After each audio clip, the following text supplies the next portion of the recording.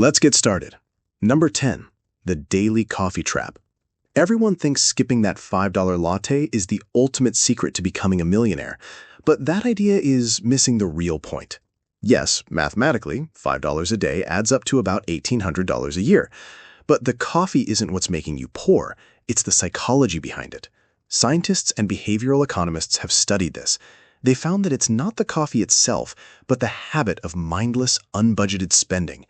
When you buy that coffee without thinking, you're training your brain to ignore small leaks in your bank account. You buy the coffee, then you grab a $3 pastry, then a $10 lunch. This whole skip the latte advice started back in the late 90s, and financial gurus jumped on it immediately. But restricting yourself from small joys often leads to binge spending later, just like a strict diet leads to a cheat day blowout. The real trap is the frictionless spending. If you budget for the coffee, enjoy it. But if it's an automatic tap of your card every morning, that's the habit keeping you broke, not the beans. Number 9, the subscription phantom menace. You've probably heard that the average person wastes a few bucks on unused subscriptions. That's about as true as saying a leaky faucet only wastes a few drops of water. This problem is so massive that entire companies are built just to help you cancel things. You sign up for a free trial to watch one movie, and suddenly you're paying $15 a month for 3 years. Your bank account is bleeding out through 1,000 tiny cuts. Financial trackers can watch these charges hit in real time, and they see activity everywhere, all the time. Even when you're sleeping, your money is working. But it's working for Netflix, Spotify, that gym you never go to, and a premium weather app you forgot existed. Subscriptions only make up a small percentage of your daily thought process, but these overachievers eat up 10 to 15% of your disposable income. That's like leaving the front door open while the AC is running full blast. If companies actually reminded you every month, hey, we're taking $20 today for nothing, you'd cancel immediately. But the system relies on your forgetfulness. The proof is how hard they make it to hit the cancel button. Number 8, the sale illusion. You've probably heard the phrase, I couldn't afford not to buy it, it was 50% off. That's not how math works. Down $100. Retailers aren't stupid. They artificially inflate the original price just so they can offer a massive discount later. The item hits the shelf, picking up perceived value thanks to a fake high price tag. By the time it goes on sale, it reaches its actual intended retail price. Buying something you didn't need just because it's on sale is like buying a discounted parachute when you're not on a plane. Getting a deal on something unnecessary feels good in the moment, but it's a guaranteed loss. Down here in the real world, you're more likely to go broke saving money on sales than by actually paying full price for the few things you genuinely need. Number 7, the credit card reward trap. The saying, I'm making money by using my credit card for points is mathematically flawed for 90% of people. The credit card companies process billions of transactions every year. They employ teams of actuaries and behavioral psychologists who are the ultimate human calculators. They know the exact odds. After the 4th month of chasing points, the average consumer starts overspending just to hit the next reward tier. Credit cards often encourage you to buy things you wouldn't normally buy. If you're using a premium travel card to buy groceries you don't need just to get flight miles, you're basically a target. These companies can make back the value of those points in a single month of interest if you carry a balance. These are called revolving debt traps because they can appear out of a clear blue sky. You could be out there thinking you're hacking the system, and suddenly you're paying 24% interest to get 1% cash back. Number 6, the convenience tax. You're paying a massive premium just to save 5 minutes. This whole convenience culture was turbocharged by delivery apps in the last decade. Tech companies were designing interfaces for late-night cravings and thought hiding fees looked better. They accidentally created one of the modern era's biggest wealth destroyers. Paying $25 for a $10 burrito because of delivery fees, service fees, and tips is not practical. Or buying pre-chopped onions at the grocery store for 3 times the price. The real cost of convenience that economists have found is staggering over a lifetime. They did find that sometimes time is money, but most people aren't using that saved 20 minutes to invent the next big app. They're using it to scroll social media. These modern services aren't for saving you money. They are designed to extract maximum value from your laziness. Now, millions of people think spending half their paycheck on food delivery is just a normal cost of living. Number 5, the good debt myth. You've probably heard that taking out massive student loans or buying a car on finance is good debt because it builds your credit. That's a dangerous oversimplification.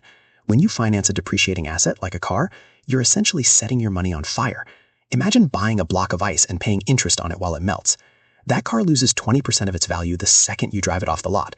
Same thing happens with excessive student loans for degrees that don't pay well.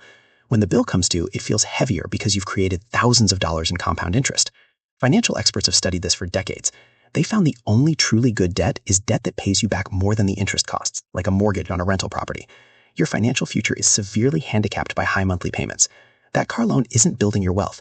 If financing cars really made people rich, every guy at the dealership would be a millionaire. But the bank is the one getting rich. The myth persists because the shiny new car feels convincing. It's the same old transportation, just with a massive monthly anchor. Number 4, upgrading your lifestyle. Your friends probably told you that since you got a raise, you should get a nicer apartment, warning you that you deserve it. This myth is so widespread, even financial advisors used to ignore it. But lifestyle creep is the silent killer of wealth. Not a single documented case exists of someone becoming wealthy simply by increasing their spending to match their income.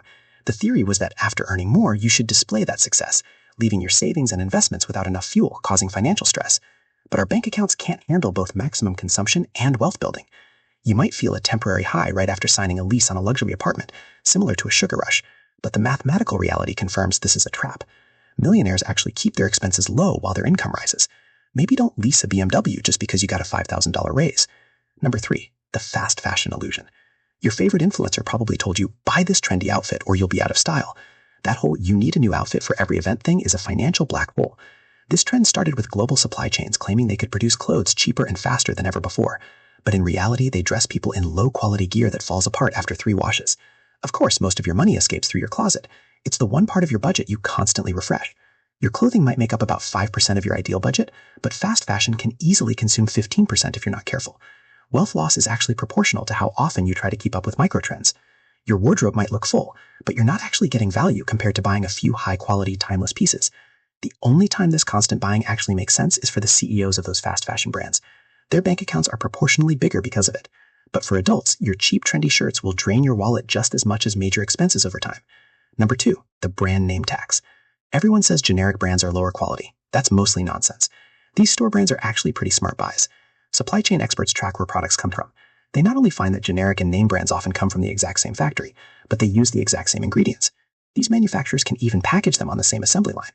Imagine being a bottle of ibuprofen thinking, oh look, I'm getting the expensive label today. They can also charge you double just for the logo.